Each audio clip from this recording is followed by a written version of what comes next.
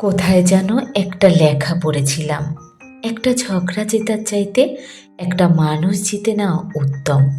কথাটা কি সুন্দর, তাই না?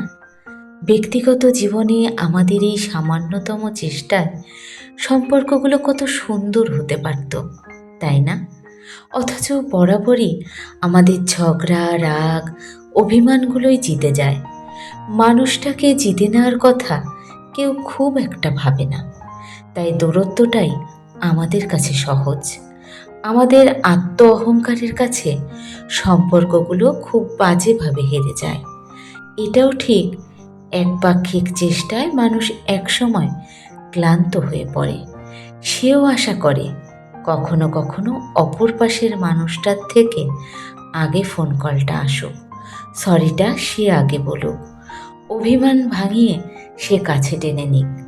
নিজের ভুল সমর্পণ করে মানুষটাকে কাছে টেনে নেওয়া এটা বেশ কঠিন, কিন্তু তাদের কাছে কঠিন নয় যারা ঝগড়া নয়, মানুষটাকে জিতে নিতে চায়। দুজনের সম্পর্ক আর ভালোবাসাটাকে জিতিয়ে দিতে চায়, তাদের কাছে সহজ। কত সহজে, কত অবলীলায় তারা সব সময় মানুষটাকে জিতে নেয়। যাদের জীবনে এমন মানুষ থাকে তারা অসীম ভাগ্যবান।